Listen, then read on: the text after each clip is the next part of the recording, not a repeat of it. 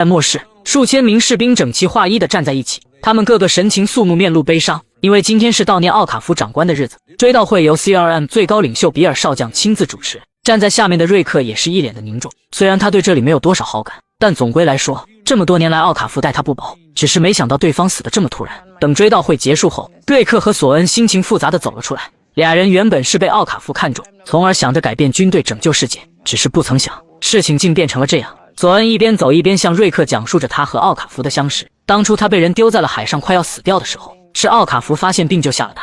虽然他曾企图刺杀过对方，但奥卡福都没有追究。索恩说着说着，悲伤的情绪又涌上了心头。就在瑞克打算安慰他两句的时候，比尔少将朝他们走了过来。老家伙知道他们二人都是奥卡福生前最器重的手下，其实对于奥卡福带着他俩搞小动作的事情，他是心知肚明。但老家伙也明白瑞克他俩都是能力出众的可用之才，如果不加以利用的话，对军队也是一种损失。可老头对瑞克还怀有戒心，在他看来，瑞克就像是古希腊的一个词 pharmacon 法马昆，同时有着毒药和解药的双重含义，用不好的话很容易把自己搭进去。于是他递给了瑞克一本兵法，让其好好研读，目的也是想再观察他一段时间。然而比起内心捉摸不透的瑞克，索恩显然是值得信任栽培的对象，他直接是被老头叫走进行了单独谈话。看着索恩上车，瑞克眉头紧皱，他倒不是在意自己会不会得到重用，只是担心米琼恩有没有暴露。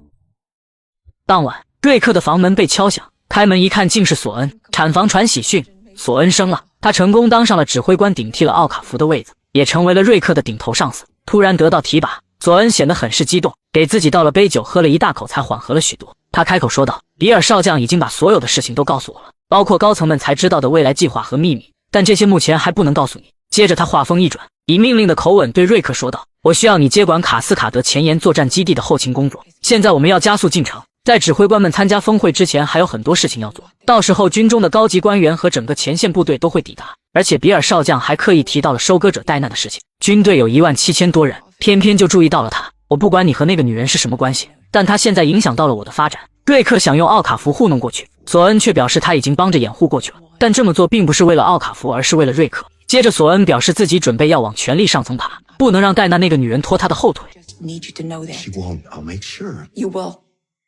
瑞克眉头紧皱，索恩的话和简迪斯的出现已经让他意识到了危机，米琼恩不能再待下去了。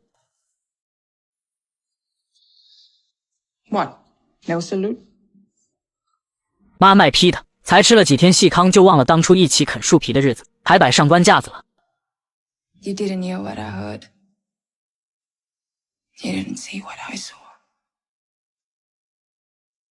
You will.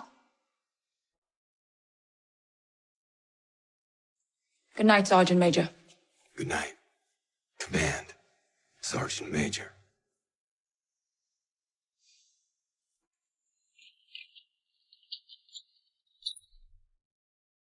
等索恩走后，瑞克从沙发中掏出了之前逃跑用过的地图，开始规划着路线。接连发生的事情已经让他觉得情况紧急了，得想办法尽快把米琼恩送走，不然会和自己一样越陷越深。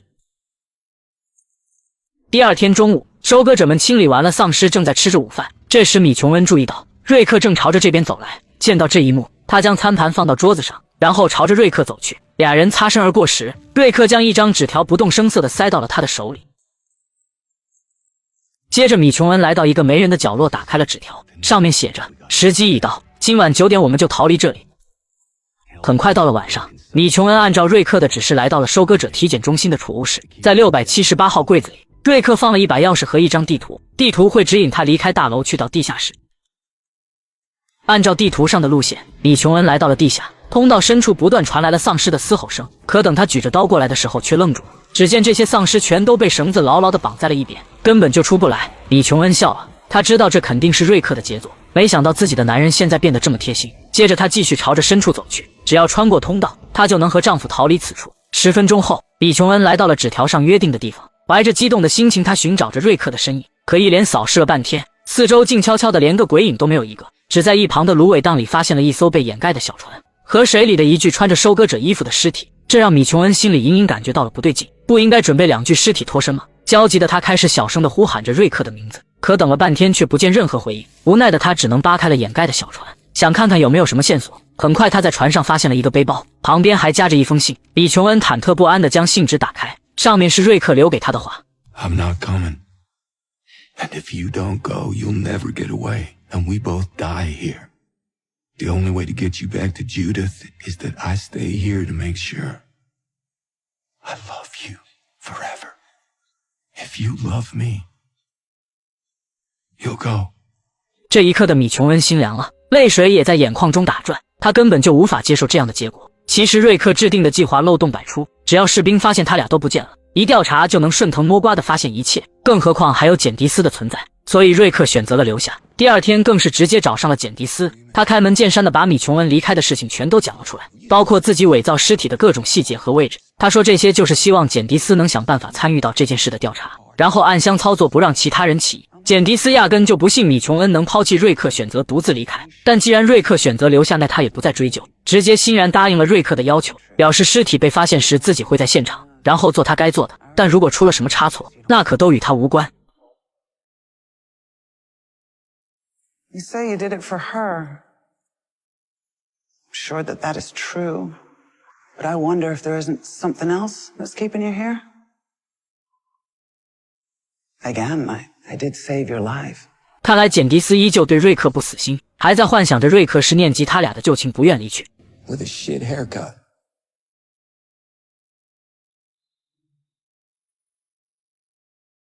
简迪斯走后，瑞克松了口气，米琼恩的事终于搞定了。这时对讲机传来了索恩的呼叫，他赶忙屁颠屁颠地赶到了围墙处。 We're in real trouble now, Sergeant Major. 瑞克顺着他的目光看去，只见收割者中一道熟悉的身影正在卖力的厮杀，不是米琼恩还能是谁？瑞克感觉天都塌了。米琼恩因为昨晚瑞克的欺骗感到非常愤怒，现在的他不再保留实力，只想发泄心中的那股怒火。他这疯狂的样子，直接是把周围的收割者们都看傻了眼，任谁看他都不是一个普通的幸存者。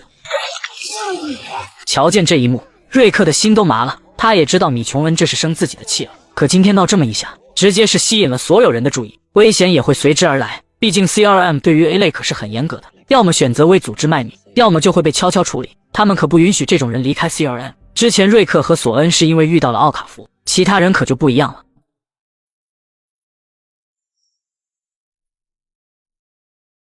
等工作结束后，米琼恩准备回去休息，这时一道声音从后面传来。 Heading to the right, we can talk.